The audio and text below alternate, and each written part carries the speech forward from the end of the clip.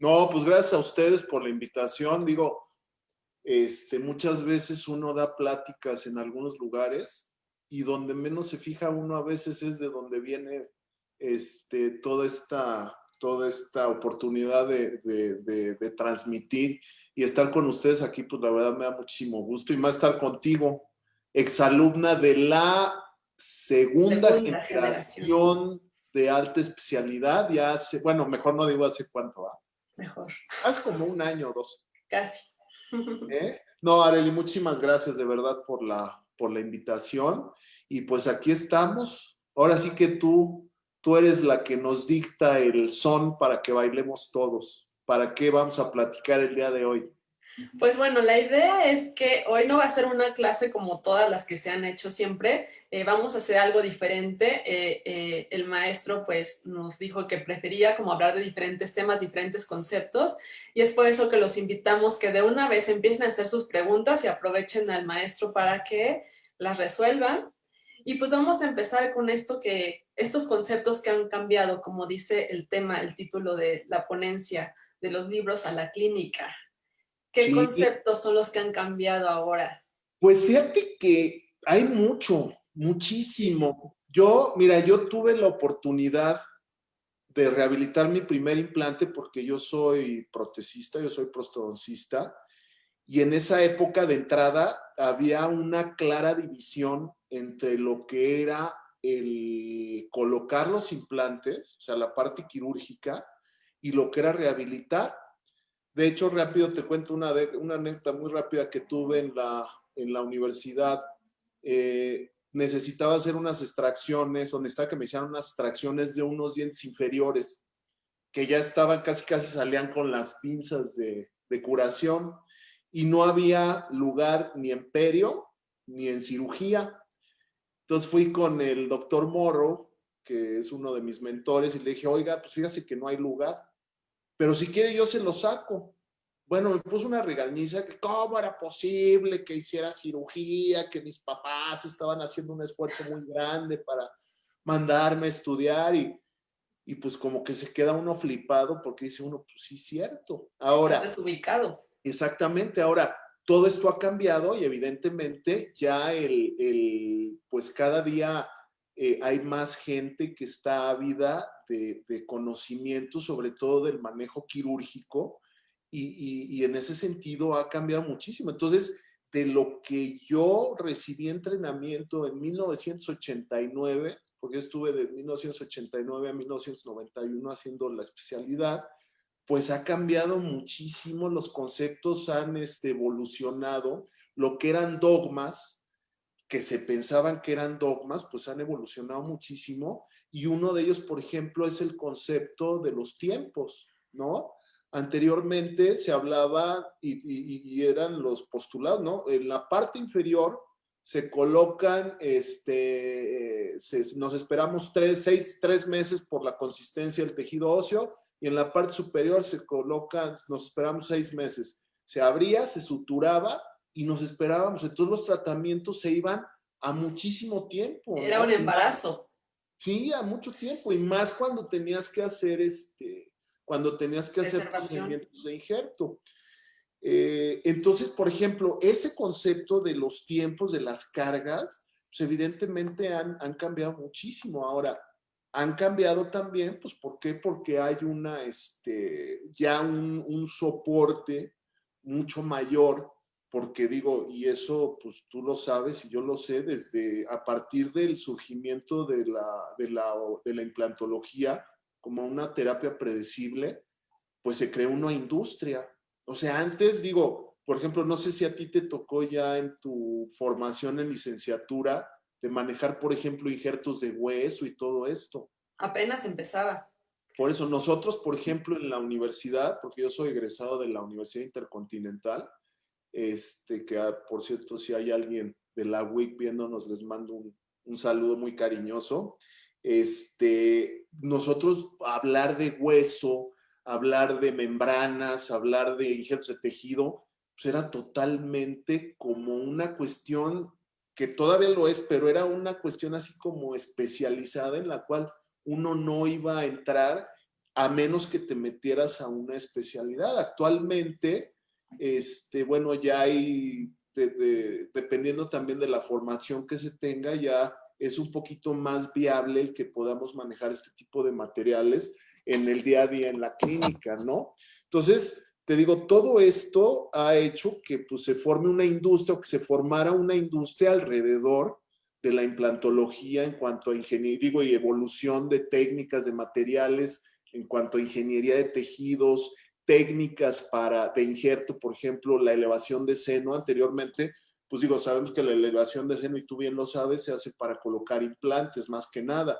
Entonces, este tipo de técnicas pues se han venido a desarrollar, y atrás de todas estas técnicas pues viene obviamente una industria.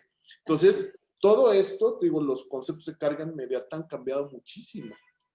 Claro, y aparte con esta inmediatez que las nuevas generaciones y nosotros también las viejas generaciones ya nos está acostumbrando a la vida, ¿no? De todo tenerlo ya. Sí, tú lo ves por ejemplo, en los programas estos de telemarketing, que quieres bajar de peso todo en un día, que quieres Quieres injerto echarte la serie todo en un día. ándale, la serie todo en un día, que quieres bajar de peso, te venden estas fajas para que ya en la noche te pongas tu vestido. Y esto, la cuestión dental, pues no es la excepción, ¿no? Ahora, hay una cuestión muy interesante aquí. Y ahí entran muchas cuestiones, porque tú sabes que ya los pacientes llegan inclusive pidiéndote tratamiento y materiales. Yo quiero que me haga una carga inmediata porque yo ya leí que en un día me pueden poner mis dientes, y además quiero que me ponga IMAX. O sea, sin saber ni siquiera qué es, pero ya lo leyeron. Sí. Lo que no le dicen a los pacientes es que hay muchísimos factores que se tienen que considerar cuando vas a planear un protocolo de carga inmediata. ¿Sí? O Pero sea, más bien son los que tampoco no saben mucho qué decirle al paciente, ¿no?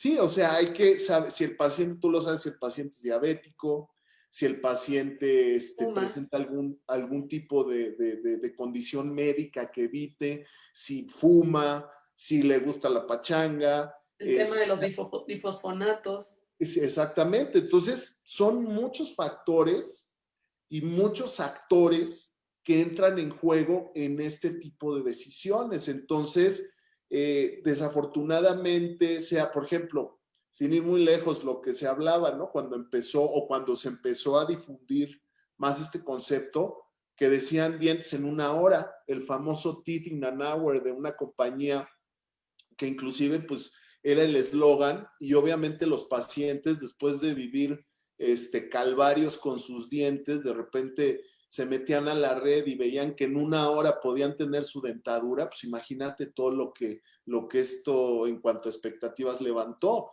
Y obviamente a la hora que te llegan los pacientes, porque es el famoso, no, es que una tía me dijo que a ella le pusieron los implantes y todos se lo pusieron en un día. Pues sí, pero las condiciones son muy diferentes, ¿no? En cada paciente. Ahora, por otro lado, existen las contradicciones con todo este tipo de filosofías que se han presentado, y que es, por ejemplo, el ser un poquito más, porque también hay profesionales y colegas que son un poquito más conservadores, Y ¿sí? les ha funcionado muy bien. Y les ha funcionado muy bien. O sea, por ejemplo, yo me acuerdo hace muchos años que tuve la oportunidad de tomar un curso con una de las grandes, o de los grandes referentes actuales, que decía que él, por ejemplo, cuando hacía una elevación de seno, hacía elevar a 1 milímetro, digo exagerando, pero hacía elevar a muy poquito, él se esperaba 6 meses y a los 6 meses colocaba los implantes. ¿Por qué? Porque ese protocolo le funciona. Claro. ¿Qué es lo que yo le digo a mis alumnos hablando de protocolos? O sea, un protocolo es exitoso cuando tú llevas a cabo el protocolo como Dios manda. ¿Basado en qué? Basado en literatura, obviamente, pero basado en experiencia también, porque mucho cuenta la experiencia. Aparte de obviamente tener una base científica, esos protocolos es bueno estandarizarlos, y obviamente sí, de repente, pues hacerle las modificaciones en base, te digo, a tu experiencia, por decir algo en cuanto a materiales, lo que tú manejas, pero sí hacer un protocolo y repetirlo, porque finalmente esa es la clave del éxito. O sea, cuando tú ves estos reportes de 4,000 casos de elevaciones de seno, si te pones a leer la metodología, generalmente las técnicas son muy similares y todo esto va basado en un protocolo. Entonces, obviamente, eso es lo que le da la predictibilidad a un tratamiento. Ahora, la Y carga también inmediata. conocer a tu paciente profundamente, o sea, Obviamente, hacer o una sea, buena investigación del paciente que te estás enfrentando. exactamente, porque yo lo que siempre he dicho, ¿no? Cuando estás conociendo al paciente es como el noviazgo. Cuando lo operas es el clímax del matrimonio, pero cuando empieza la fase de provisionales, ahí es cuando empiezan las broncas, Cuando porque empiezas a conocerlo realmente. exactamente que se te rompe el provisional o que falta por una reunión y entonces ya se olvida y regresa a los 3 meses y ya trae el acondicionador todo duro y rasposo y entonces tienes problemas en los implantes. O sea, aquí hay que también ser muy inteligente en la forma en la cual vas a escoger al paciente. Y hablando, por ejemplo, de carga inmediata, no es lo mismo, por ejemplo, una persona que trabaja en casa, ¿sí? Que una persona que tiene trato, por ejemplo, tú que tienes trato con el auditorio, por ejemplo, pues el enfoque que tú le tienes que dar al tratamiento debe ser muy diferente. O sea, por ejemplo, a una persona que vive, por ejemplo, un abogado, una persona de relaciones públicas, pues es un candidato más serio a hacerle un procedimiento de carga inmediata porque no se puede pasar 2, 3 semanas sin dientes porque tienen que trabajar. Bueno, aunque ahorita con esto de la pandemia, ya viste cuánto duramos sin trabajo, o sea, sin estar trabajando, pero finalmente No, bueno, ¿y qué tal el cubrebocas que nos hace el paro para muchos tratamientos ahorita? exactamente. Entonces, te digo, son aspectos que tal vez no se leen en los libros o no están muy especificados en los libros, pero eso te lo da la experiencia. Y a medida que tú vas desarrollando tu práctica, tú ya te vas volviendo un poquito más selectivo en el paciente que vas a elegir para hacerle un procedimiento de carga inmediata. Por ejemplo, un paciente, digo, no por discriminar, pero por ejemplo, los peores pacientes para cargas inmediatas, aunque en cuestión de trabajo son casi casi el paciente ideal, son los abogados. ¿Por ¿Por qué? qué los abogados? Porque nunca tienen tiempo de nada. Entonces, si se presenta una complicación, te dicen, no, sí, mándame un no, a ver, necesito verte, se afloja un tornillo, se afloja un provisional. Y ese tipo de pacientes hay que tener muchísimo cuidado porque en algunas ocasiones las cargas inmediatas no están indicados en ese tipo de pacientes, ¿no?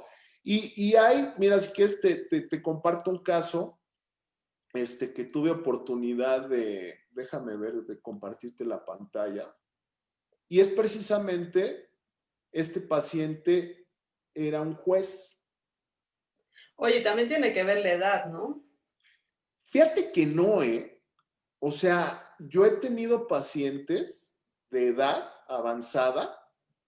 Por ejemplo, este caso es un paciente, es un juez, un paciente aproximadamente de 70, yo creo que 73, 74 años. De hecho, este paciente me lo remitieron y hicimos la cirugía. Y aquí, por ejemplo, son dos escenarios. En la parte superior, por si tú te fijas, tenemos una pérdida ósea muy importante. Tenemos una serie de condiciones que nos llegan a complicar el tratamiento para establecer un protocolo de carga inmediata. Pero en la parte inferior, que generalmente es donde más fácil existen más condiciones, más que sea fácil, más condiciones para hacer un protocolo de carga inmediata, pues se planeó de la siguiente manera. En la parte superior se hicieron las extracciones, aquí está toda la planeación tomográfica, ¿sí? Se hace todo lo que es el mapeo de los sitios, se hace la colocación de implantes, se establece la viabilidad de la prótesis y en base a eso ya se hace la planeación. En este caso, te repito, como tenemos condiciones desfavorables en términos de cantidad ósea, bueno, en este caso se optó por un protocolo diferido en el cual se colocan los implantes. Esperamos aproximadamente entre 4 y 5 meses más que nada para lograr la consolidación de los injertos. Se coloca una prótesis provisional en la parte superior y en la parte inferior sí se hace una colocación con vistas a hacer un protocolo de carga inmediata, ¿sí? ¿Por qué? Pues porque tenemos estabilidad, algo que nosotros en la vida, cuando yo estaba estudiando, podíamos ni siquiera considerar, ¿no? Protocolos de cargas inmediatas eran impensables para la filosofía de tratamiento que estábamos empleando en esa época, ¿no? Porque acuérdate que hubo dos filosofías, la filosofía sueca de Brannemark y la filosofía suiza del ITI o del doctor Lederman, que lo chistoso, lo simpático es que esta última filosofía hablaba de superficies texturizadas, de una sola fase y de cargas inmediatas. Y si te fijas, y por otro lado, estaban la tendencia, digamos, del grupo de Brannemark, que hablaba de superficies lisas, carga diferida y obviamente un abordaje de dos fases. Y si nos vamos a lo actual, ¿qué nos vamos encontrando? Que lo actual son superficies arrugadas, un solo tiempo quirúrgico y carga inmediata. Y aquí, por ejemplo, en este caso, en la parte inferior, sí se pudo hacer la carga inmediata. No tengo las fotografías porque es lo que te decía, de que decían que dientes en una hora. Bueno, pues esta cirugía nos llevó mucho tiempo, sobre todo para poder cargarlo. Y aquí tenemos el resultado previo a la rehabilitación, ¿no? Se hace el retiro de la prótesis para hacer lo que es la toma de impresiones, y esa toma de impresiones posteriormente se hacen los diseños de las restauraciones y bueno, los resultados son bastante predecibles. Esta es la radiografía postoperatoria y aquí vemos el control a 2 años. Si vemos las condiciones oclusales, que obviamente eso es una parte fundamental. Entonces, en ese sentido, ¿sí? En ese sentido, bueno, pues sí ha habido una evolución importante en términos de los protocolos, ¿no? Pero obviamente siempre buscando la predictibilidad de los casos, ¿Y ¿no? qué me dices en el número de implantes que se colocaban al que ahora se colocan? Fíjate que Que antes era implantes por diente, ¿no? pues digo, Extraído. aquí en México tenemos el claro ejemplo. ¿Te acuerdas del caso de los 30 y tantos implantes? Y que te digo, ahí tengo una anécdota con un amigo que me decía, híjole, es que yo ahí tengo 2 preguntas que no sé cómo contestarlas y que no viene en el artículo, porque además todavía publicaron un artículo y una de ellas era, ¿cuánto le cobró?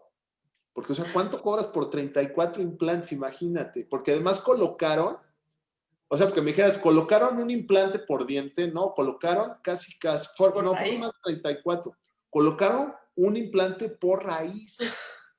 ¿Ese en como en qué año fue? Eso yo creo que fue por ahí del año 2000. De hecho, si se meten a la página de nuestro colega, está el artículo con la radiografía y todo está ahí muy documentado. No, fue como el 96, creo, me parece. Y la otra pregunta que me hacía mi amigo, que es profesor de la universidad, del departamento de prótesis, me decía, ¿cómo le tomó la impresión? Y sí es cierto, tú imagínate tomarle la impresión. A lo mejor tenía un escáner. No, pues ¿cómo? O sea, pues ahí sí muy abusado el colega, ¿no? Entonces te digo, son muchas cosas en cuanto al número de implantes. Ahorita, bueno, tú lo sabes, de hecho, nosotros hicimos contigo cuando tuviste la oportunidad de estar con nosotros en el departamento, de hacer algunos procedimientos de cargas inmediatos en base, por ejemplo, a 4 implantes, ¿no? Cigomáticos. O los cigomáticos, que eso también es una cuestión que ahorita lo platicamos y que es importante tener en cuenta. Ahora, aquí también existe, volvemos a lo mismo, lo que te van vendiendo y lo que el paciente va consumiendo o más bien quiere consumir.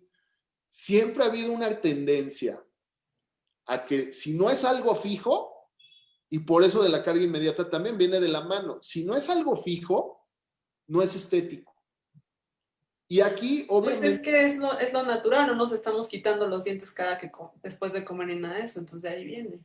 no, sí, pero acuérdate que con el tiempo se pierden muchas destrezas. De entrada la vista. O sea, es raro una persona de más de 40 años que no use lentes, por ejemplo. Y eso se va perdiendo. Digo, a mí me pasa cuando me rasuro, híjole, me tengo que poner mis lentes porque no sabes si te pasaste bien el rastrillo. Entonces, eso es afuera. Tú imagínate un paciente ya un poco más mayor, bueno, bastante más mayor que yo, haciéndose los procedimientos de limpieza, por ejemplo, el hilo, el cepillo de dientes o cualquier maniobra que tú le pidas en base a la restauración que le estás poniendo, bueno, definitivamente llega un punto en la que los pacientes se les complica muchísimo. Ahora, hay un porqué, ahora sí que un antes y un después, por ejemplo, en la sobredentadura. La sobredentadura, ¿por qué antes no era tan popular? Primero, por los materiales que usábamos, ¿sí? Que realmente había muy poca oferta. Yo me acuerdo cuando tuve la oportunidad de estudiar la especialidad, me acuerdo que teníamos 3 colores de acrílicos, el Lucitone, y en donde yo estudié había mucha raza afroamericana, y entonces utilizábamos mucho el color que es como moradito para las encías de las personas de color. Entonces teníamos esas opciones medio de jugar con los colores, pero realmente no era una prioridad, digamos, el poder caracterizar las bases de acrílico. Había eso, y por otro lado, había una oferta muy pobre de dientes. Los dientes más bonitos eran los biotón y tú los veías y decías, qué bonitos están estos dientes. Y eran dientes monocromáticos. Tú bien lo sabes ahorita cuánto hay, qué tanta oferta hay de dientes para dentadura y te vuelves loco. O sea, están por decir marcas, los Fonares de Ivoclar, están los dientes de Coulser, están los dientes de Pues de Vita, por Vita. ejemplo. Tú lo sabes, que tienen opciones muy vastas y que en base a eso tú también le puedes ofrecer a tu paciente una dentadura removible que primero estéticamente cumpla con sus expectativas y por otro lado sea muy sencilla de cepillar y de limpiar por el paciente, ¿no? Que Y tenga una buen de mantenimiento. Sí, y una de esas cuestiones, vuelvo a lo mismo, ¿no? Y tú te acuerdas, con los residentes les decimos, nunca le digas a un paciente que sí le puedes poner una prótesis fija. Sí. Porque si le dices que sí y al final no es el tratamiento más conveniente y no puedes colocar una prótesis fija, entonces ya el paciente desde ahí te dice, no, pues es que usted me dijo al principio que sí se podía. ¿Por qué? Porque requieres de una serie ¿cómo se llama? De Pues requisitos, circunstancias. ¿no? Y de lo que necesitas Soporte ver facial, exactamente y con todas las el herramientas antagonista, que hay actualmente, el antagonista. tan importante. Exactamente, entonces Me con acuerdo que siempre, una anécdota que siempre que estábamos, que le preguntaba al maestro que cómo íbamos a rehabilitar, con qué material y qué tipo de dentadura le íbamos a colocar, siempre me decía, es que es muy importante el antagonista. Y sí, es que para todo el antagonista, ¿con qué vas a poner ese implante a masticar, no? exactamente, el antagonista es casi uno de los 2 datos más importantes que tú tienes que manejar.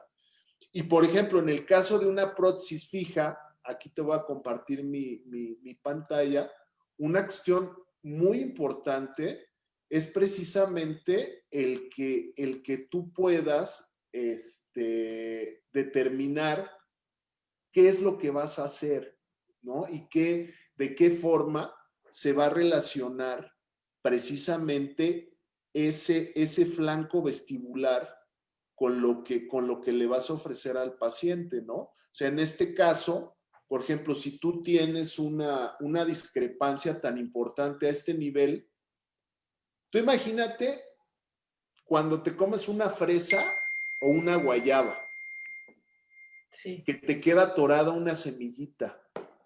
No, Híjole, es desesperante y estás aquí con no aguantas ya, o sea, no encuentras el momento para pararte al baño y sacarte esa cosa con hilo o con un palillo, con lo que tengas. Y aparte te Ahora, queda la sensación, aunque te la hayas sacado, luego te queda la sensación que sigue ahí. exactamente, entonces tú imagínate si le das un mordisco a una torta o a un pastel, imagínate todo lo que se va a quedar aquí, ¿sí? Eso desde el punto de vista funcional, pero desde el punto de vista estético, o sea, en un paciente de estas características, aunque tú pongas esto, todo el labio que se soporta aquí no va a tener precisamente ese soporte. O sea, no va a tener esa proyección y por eso son los perfiles cóncavos. Pero cuando hay un perfil cóncavo, cuando estás con una prótesis fija, ¿qué pasa? Que la parte superior del labio se apoya en esa atrofia y la punta del labio se levanta. Entonces tienes más despliegue de dientes y estéticamente no es lo más adecuado, ¿sí? Y no, Entonces, no en lo este, puedes compensar tan fácilmente como con una sobredentadura. exactamente. O sea, cuando este ángulo es muy pronunciado, este ángulo de aquí es muy pronunciado, entonces en esos casos que el flanco vestibular no va a tener ¿cómo se llama? La continuidad adecuada, en esos casos mejor nos vamos por una sobredentadura que nos va a ayudar precisamente a darle soporte a este tipo de pacientes y el paciente va a estar mucho más cómodo, te lo va a agradecer y tú también vas a quedar muy contenta. ¿Por qué? Porque el paciente se va a Hasta con poder lavar. cirugía estética y todo se va. Exactamente. Ahora, también digo que una vez siente medio gachito con los pacientes, ¿no? Porque dicen, es que, digo, y te ha pasado seguramente, que te dicen, es que yo antes los dientes que tenía se me veían los dientes y no se me veían los dientes de abajo y pues sí, pero ahora sí que la gravedad también hace su trabajo, ¿no? Entonces, hay que hablar con los pacientes y hasta lo que tú decías, ¿no? Hacerlos conscientes de las posibilidades que uno tiene y sobre todo lo que tú le puedes ofrecer al paciente en base a las condiciones que tiene él. Y vuelvo a lo mismo, en cuestiones de médicas, en cuestiones de lo que tú te puedas encontrar a la hora de hacer el diagnóstico, que finalmente el diagnóstico siempre es el mismo, ¿no? Es anodoncia parcial o anodoncia total. En base a cómo vienen las circunstancias, la etiología, qué fue lo que pasó, porque en base a tu etiología también vas a establecer el diseño de tu plan de tratamiento. Por ejemplo, si no es lo mismo que tú trates a un paciente con enfermedad periodontal a un paciente que Con un viene accidente. de un trauma, exactamente. O sea, son dos enfoques diferentes y en base a eso tú vas a establecer la secuencia. Así es. Hay un ¿Sí? comentario muy importante, bueno, muy interesante. Bueno, saludos desde Tampico, Guerrero, Campeche, Puebla, Tlaxcala, León, Guanajuato y Tijuana. Y el doctor Martínez Molina dice, yo sigo insistiendo que la implantología dental como la odontología computarizada debe ser incluida en la currículum de la licenciatura de la carrera de cirujano dentista desde el primer semestre, ya que estas son y serán el futuro de la bella profesión odontológica. De hecho, es una frase muy trillada, es el futuro, no es el futuro, es el presente. Pero también hay que saber ubicarse, porque también es muy así como que, a ver, las impresiones, por ejemplo, no son la odontología del pasado, es la odontología del presente. ¿Por qué? Porque hay ciertos tratamientos, por ejemplo, que no pueden ser tratados con impresiones digitales. Y no lo digo yo, eso está en la literatura y muy bien sustentado. Ahora, lo que dice el doctor es cierto y creo que ayer lo platicábamos cuando estábamos preparando esto. Es bien importante que haya formación de implantes en la licenciatura. Claro. Es fundamental y lo platicábamos Es ayer. lo que le va a estar llegando ya a los recién egresados, ya les van a estar llegando constantemente pacientes con implantes. Obviamente, y ahora sí que como dicen las abuelitas, es como todo. Hay Si cosas tú, que ni que. exactamente, si tú tienes, tú tienes, y aquí también viene otro tema que vamos a tratar, la cuestión ética. Tú sabes hasta dónde, nadie sabe mejor que tú hasta dónde tú puedes llegar. Así es. ¿Sí? Entonces, si tú tienes un caso, por ejemplo, de un 6 inferior con buen hueso, son casos que se podrían tratar en licenciatura. ¿Por qué? Porque finalmente es mejor que el alumno lo aprenda, lo practique en un recinto universitario rodeado de profesores que tienen especialidad y que están inmersos en el tema, a que salgan y que de a oídas hayan visto implantología y que los aborden las casas comerciales y que concursos de 1 o 2 días ya los avienten al ruedo y les digan que ya lo sepan, que lo saben todo, ¿no? Entonces, claro que es importante que haya un currículum. De hecho, en la facultad, en el programa de la facultad, está incluido implantología dentro del plan de estudios porque pues es el presente. O sea, ya las terapias, por ejemplo, en Estados Unidos, por ejemplo, si tú no le ofreces al paciente la baraja de opciones, por decir algo, oiga, necesito que me sustituyan un 6 y tú no sabes poner implantes y le dices, pues le ponemos una prótesis fija de 3 unidades y bla, bla, bla, tallamos los dientes, el paciente te dice, pues va. Digo que ya es raro también el paciente que no sepa de implantes, pero se dan. Y Confunden mucho a veces los implantes con endopostes. exactamente, que ese es otro tema, ¿no? Ese es otro tema bien interesante. Pero entonces, si tú al paciente no le ofreces un implante, puedes ponerle el mejor puente del mundo, con el ajuste y lo que tú quieras. Pero si tú no le ofreciste al paciente y el paciente va y te demanda, te la gana. ¿Por Claro. qué?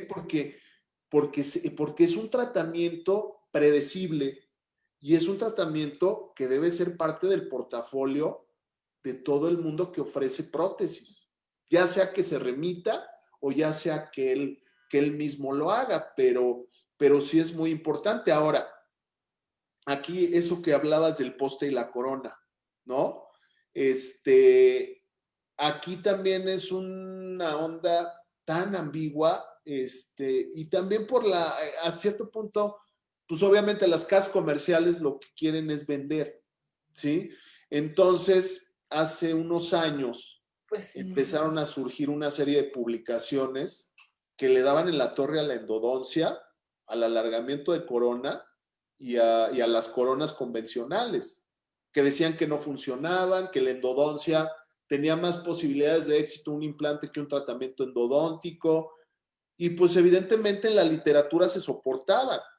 Ahora, si tú te vas a analizar y a leer, y por eso es importante aprender a desglosar esas publicaciones, te podías a leer, pues resulta que eran estudios retrospectivos sobre casuística, inclusive de pacientes que habían tratado estudiantes dentales. Cuando tú haces un estudio, o la mayoría de los estudios, para probar la eficacia de un sistema de implantes, casi los pacientes los tienen en una burbuja.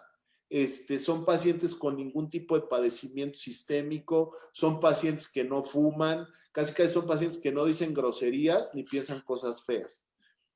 Y entonces tú estás comparando peras con manzanas, porque de este lado, no, pues es que con este tipo de terapias tenemos 98% de éxito, pero el tratamiento convencional de endodoncia, posta y corona tienen porcentajes de éxito del 60 y tantos por ciento. Digo, si tú lo presentas así, casi no, pues ponme el implante. Pero si ya te pones a desglosar y ya actualmente, obviamente, existen estudios también muy serios con pacientes también muy seleccionados en los cuales los porcentajes de éxito son muy similares. Y entonces, si vamos a hablar de eso, pues nada sustituye un diente. Claro. Lo que pasa es que cuando uno está metido en esta cuestión de implantología, a veces le entra a uno la visión de tubo. ¿Cómo? ¿Sí? O sea, que todos son implantes y no. O sea, ahora sí que en esta vida hay muchas más cosas aparte de implantes dentales. Y el mejor implante nunca va a superar la eficacia que tiene un diente, ¿sí?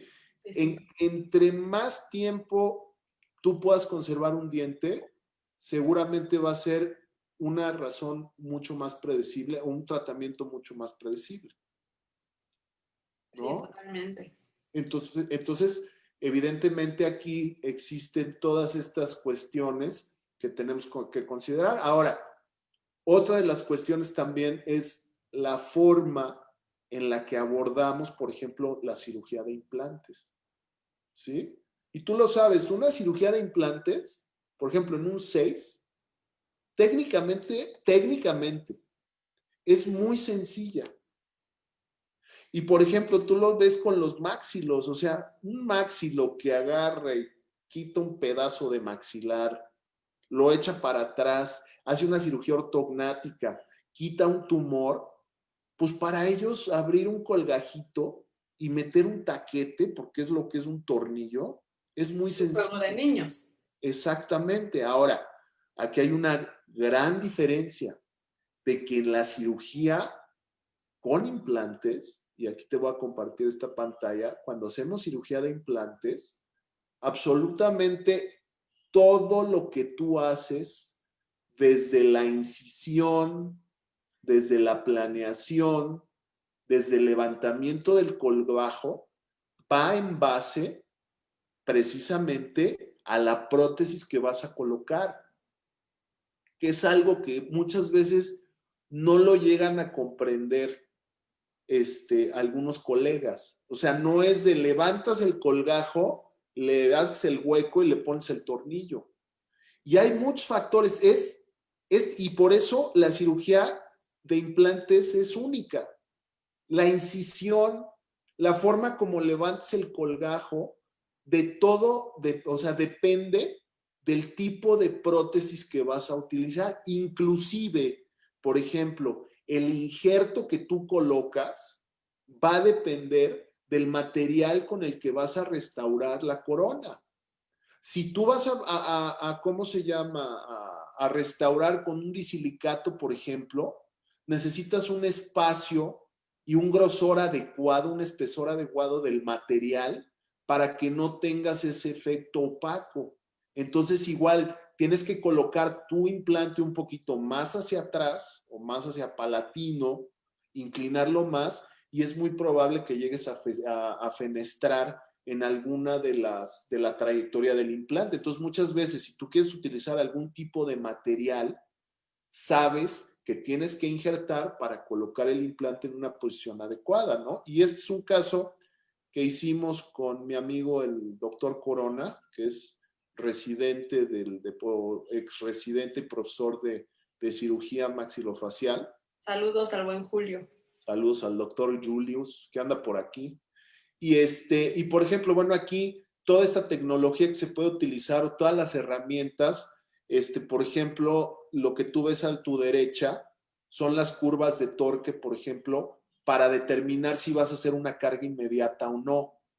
Que cuando la tienes un poquito entre que sí y entre que no, tienes también la alternativa de utilizar otro tipo de dispositivos para determinar si tienes estabilidad y tienes las condiciones adecuadas para poder hacer un procedimiento de provisionalización inmediata.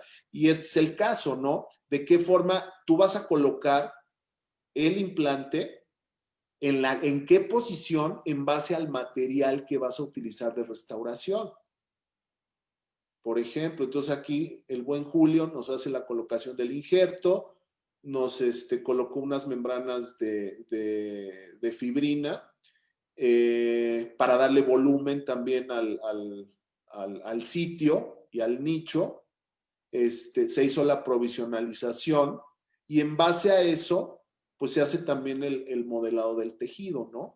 Entonces, te digo, es una modalidad de cirugía en la cual pues, nosotros tenemos precisamente todo eso. Ahora, aquí lo importante también es establecer esas diferencias entre lo que son los dientes y los implantes. O sea, por ejemplo, las vías de vascularidad son totalmente diferentes, ¿sí? Y las fuentes de vascularidad son totalmente diferentes. Entonces, eso hace que la forma en la cual tú vayas a modelar un tejido tengas que ser muy juicioso en el tipo, por ejemplo, de material que vas a utilizar, dependiendo de la textura del tejido, por ejemplo, y de muchos otros factores. Entonces, aquí lo importante es establecer El precisamente biotipo gingival.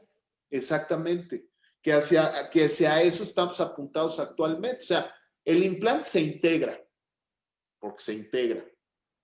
Ahora, ¿de qué forma vamos a conservar esa integración y de qué forma vamos nosotros a desarrollar precisamente todo esto? Ahora, en base que ese es un punto importante, ¿no? Y yo creo que con esto vamos a terminar, porque ya estamos sobre el tiempo. Por ejemplo, una cosa muy importante, existen muchas formas o muchas referencias por las cuales vamos nosotros a valorar una restauración, ¿sí? Y aquí lo vamos a implementar, ¿no? Primero vamos a planear, lo importante es ejecutar y por último, establecer las condiciones adecuadas para que el paciente pueda mantener la restauración que tú le vas a hacer. Pero aquí lo importante es que el paciente sepa qué le vas a colocar. Entonces, si te vas a estos índices, por ejemplo, hay uno muy socorrido que es el PES-WES de Furhauser y del doctor Belzer, en el cual hablan de que si la altura de la papila, que la textura, que esto, o sea, una serie de factores. Pero aquí hay algo bien interesante. Nada, en ningún punto se toma en cuenta la opinión del paciente, ¿sí? Entonces, en esta referencia, por ejemplo, este paciente, nosotros estábamos muy contentos, pero el paciente no era lo que esperaba.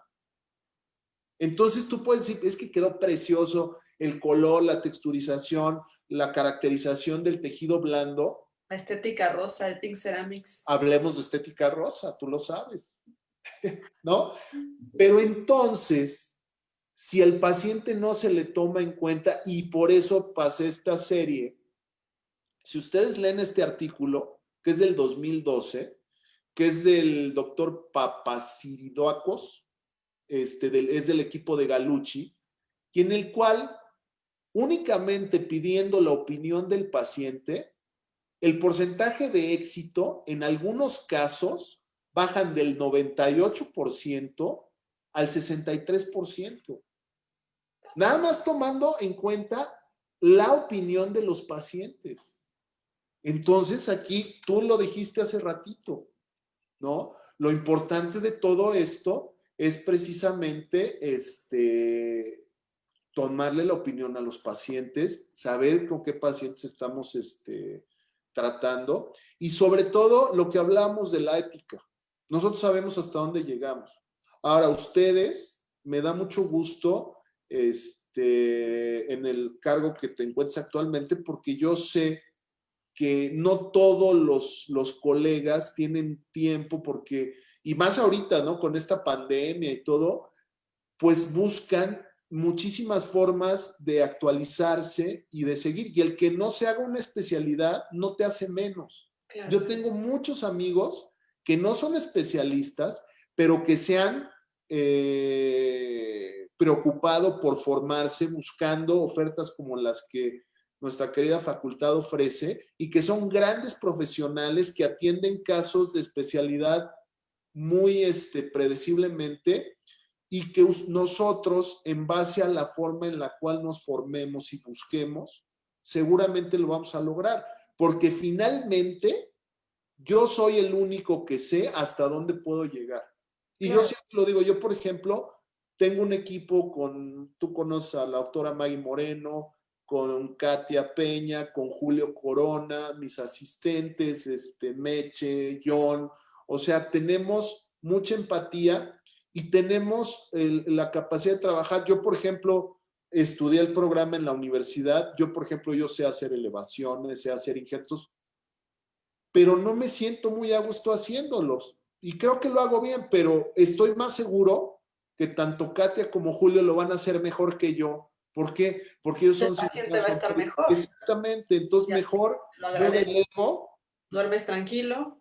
duermo tranquilo, pongo mis implantes, pongo muchos implantes porque me encanta, pero yo sé hasta dónde llego. Si ya necesito una elevación de seno, si necesito inclusive un tejido conectivo, me lo hace Katia. Si necesito una elevación, me la hace Julio. Roberto, también un ex residente, está trabajando con nosotros. Entonces, Maggie me hace toda la cuestión de estética de resinas, me ayuda a rehabilitar también. Entonces, te digo, todo esto, la verdad hace que hayamos formado un equipo muy interesante en el que cada quien pues hace su parte, ¿no? Y yo creo que es bien padre y bien interesante la oferta que tiene la universidad, tanto a nivel de posgrado, ¿sí? Que es gente que igual puede tomarse todo el tiempo del mundo que son chavos también la mayoría, pero hay gente que no tiene tiempo, pero te repito, con la oferta que ustedes están dando de cursos de educación continua, de diplomados, es una muy buena herramienta para poderse seguir formando, pero volvemos a lo mismo. El único que sabe hasta dónde puede llegar es uno mismo. Y yo creo que es lo más importante. No sé si tengas alguna... Y hay unas preguntas. Liz Gutiérrez pregunta, ¿en qué caso no se puede recomendar un implante? Como por ejemplo, mordidas borde a borde, diabetes o osteoartritis. No, por ejemplo, la diabetes, si tú tienes,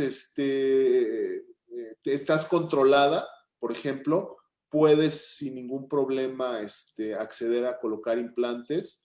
Lo único que sí sería, digo, toda condición médica requiere de una especial atención, evidentemente, pero hay ciertas cosas, por ejemplo, un cáncer activo, pues en esos casos sí están lo que llamaban o lo que se llaman contraindicaciones absolutas, ¿no? Pacientes, por ejemplo, que están tomando bifosfonatos intravenosos, por ejemplo, que ese es un tema muy vasto Muy y actual. muy interesante. En esos casos, por ejemplo, hay que ser muy cauto, pero definitivamente, por ejemplo, en maloclusiones, bueno, ahí sí depende, ¿no? Porque igual tienes que hacer algún cambio en el antagonista, alguna restauración, algún tipo de establecer igual una guía anterior, no lo sé, digo, habría que ver cada caso en particular, pero definitivamente haciendo un buen diseño del tratamiento, seguramente se puede tratar. Erika Chevanier, ¿en qué pacientes oncológicos qué tan favorable, en pacientes oncológicos qué tan favorable realizar este tipo de tratamiento? Pacientes con remisión sí se pueden realizar. Pacientes que fueron radiados, ahí también es muy complicado, sobre todo por una cuestión de vascularidad, ¿sí? Hay que valorar al paciente, pero si tenemos, por ejemplo, radiación directa, por ejemplo, en cuestión de cáncer oral y todo eso, se torna muy complicado y ese tipo de pacientes hay que buscar otras alternativas. Yo tengo una anécdota, de hecho tú lo conociste, al doctor Aaron Gonshore, que un día yo le digo a Aaron, le digo, oye, ¿qué hago? Necesito ponerle implantes a un paciente que tuvo cáncer y todo. No se podía porque vascularmente estaba muy comprometido y me dijo Aaron con todas las palabras, me dice, maestro, este chavo, que de gracias que esté vivo. O sea, igual le puedes poner un removible y te va a quedar muy bien, pero hay casos en los cuales no se pueden colocar implantes. Preguntan, ¿cómo ha cambiado la medida de colocar entre implante e implante? Bueno, La distancia, me anteriormente, imagino. sí, anteriormente, imagen no tengo, déjame checar,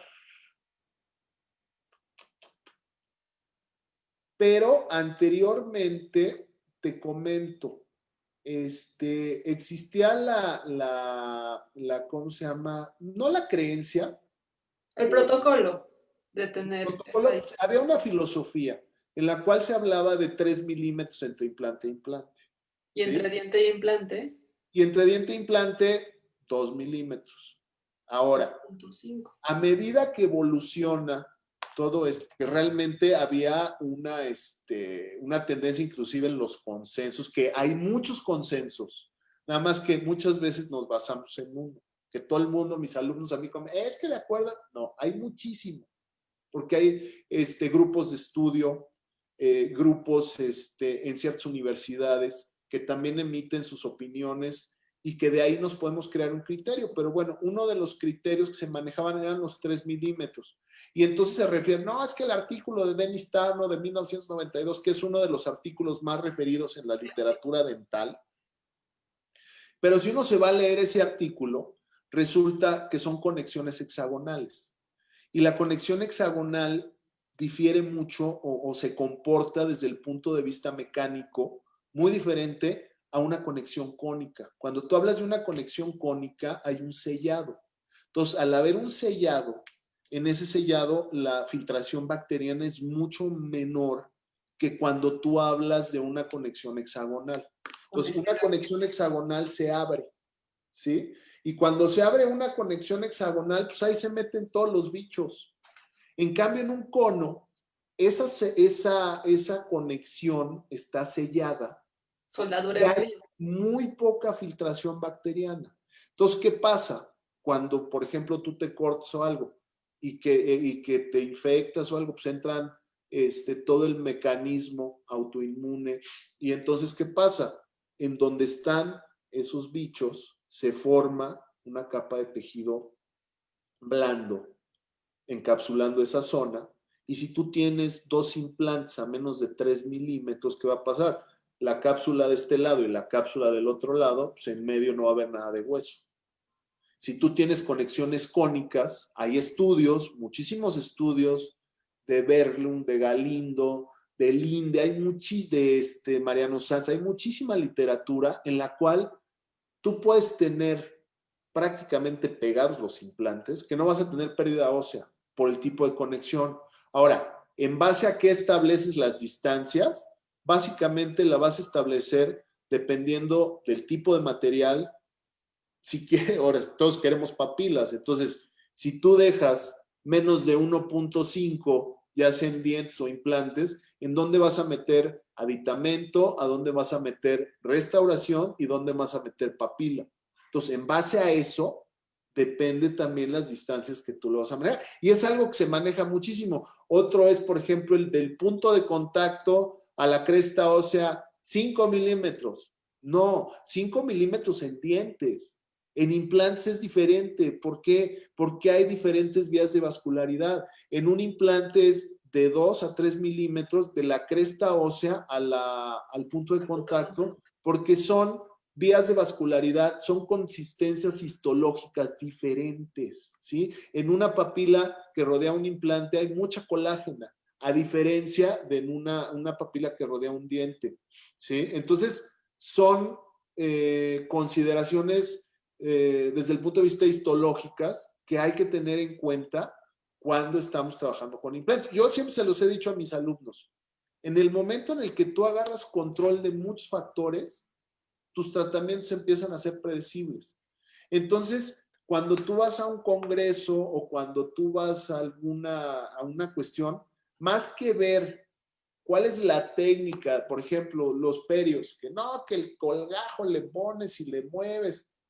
Sí, pero todo eso tiene un porqué biológico.